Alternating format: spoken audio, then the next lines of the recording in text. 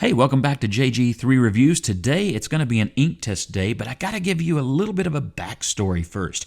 I reviewed this pen, the Crocodile 806, in this really striking green marbled acrylic. And it was a surprisingly well-performing fountain pen, and I enjoy having it. It's a little bit gimmicky and a bit of a novelty pen, but I enjoy it. Anyway, at the time, another YouTuber, fountain pen and ink enthusiast, Miss Marilyn Darling, contacted me and said, by the way, great penmanship there, but contacted me and said, I think I have an ink that would have been a perfect pairing for that Crocodile pen, and it is Monteverde Crocodile Green. So, thanks to Miss Marilyn Darling's generosity, I received that ink sample, and I want to do an ink test today, see how it performs on various papers, water fastness, we'll do a chromatography, and we'll see how well it pairs to this Crocodile Green fountain pen. All right, first things first, we got our sample page, and actually, that would be second things second. First things first was turn on the microphone. The reason so much of this is already completed on this sheet is because I looked up and realized the little red light wasn't on. So we get a little bit of a jump start in this review.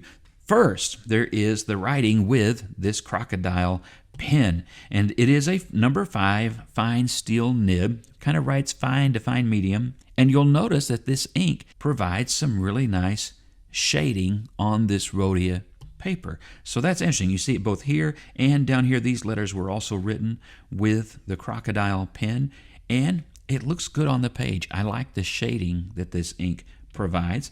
With the glass dip pen, of course, it writes a lot wetter, and it also writes broader. You get a darker performance out of the ink. You can start to see the shading as I'm writing here in the little, whatever you call those doohickeys.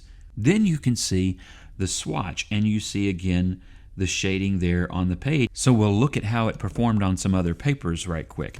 This is Ayush paper, my handy little notepad from Ayush, and you can see here that it also performed quite well.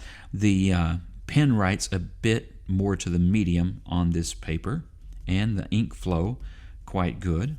No issues on the other side with bleed through or anything like that. Ghosting, not bad. Then we have it here on the old school Tomoe paper. This is an old paper sample from Lockby, and you can see here again that it wrote quite wet. This is with the glass dip pen, and you can see even more the shading in its performance on the Tomoe River paper, and you see it more here in the writing as well. While I was at it, I just wrote real quick here on some Vietnamese cheap notebook paper. This is a composition notebook, one of those dollar store sort of a things, office supply store sort of things, and it looks quite good here as well. Now this is written with that Crocodile pen, and it did bleed through just a little bit, but I should say that is as much a property of this paper. Most of my Vietnamese notebooks don't have much problem with bleed through, but this particular one seems to struggle just a little bit more with some inks, and so this is one of those that it does. So you would test it on your paper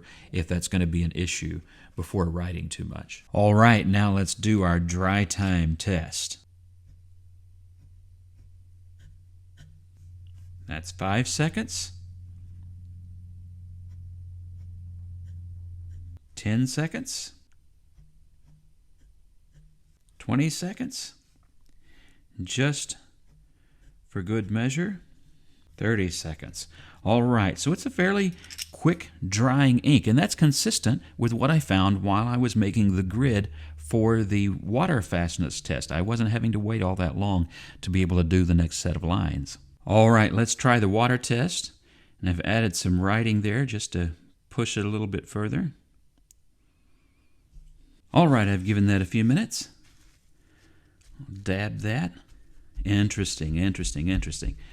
Okay, so not water fast. I think we can say that without any doubt whatsoever. This is not a water fast ink because there are actually, look at that, there's actually part of the line that is just gone. No trace it was ever there. Now that's not a bad thing, okay? It just depends on what you're going to use the ink for. You would not use this to sign your mortgage, which they don't want that in green ink anyway, but you wouldn't use it for anything important like that. A letter that you're going to write to somebody that you hope they have for the next 60 years. It's not documental in the least. So just, bear that in mind. But if it doesn't matter, this is really a very nice green ink. So now what about that chromatography? So this is how that turned out. And what we see really is quite interesting. So you had these light shades of blue coming up from the original line, which was written here with the glass dip pen. And then that works into some very strong, bright yellow. And then again, back into a very dark blue. So it's a simple spectrum of colors that they use. And of course, yellow and blue makes green. Everybody with a Ziploc baggie knows that, right? But it's always interesting to see what they've used. And in this case, what intrigues me is I expected these shades here, and I knew that there would have to be something darker. But this is just incredibly dark. I thought that might spread out and show more variation in the blue, but no, this is just a very dark blue and quite a bright, strong yellow. So that's always fun to see on the chromatography.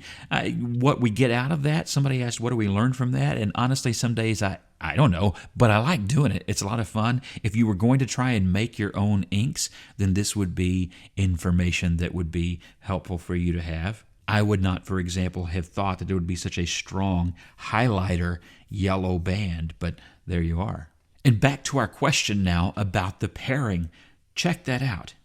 I think Miss Marilyn Darling was dead on. This is a great pairing to the acrylic in this pen. It's also just a really nice green ink. So thank you very much for sending in that sample. I really do appreciate it. Always love a great green ink, and I always love good feedback from you. So if you have this ink or another great ink that you think is just a fantastic green, share that in the comments below. And as always, God bless you and have a great week.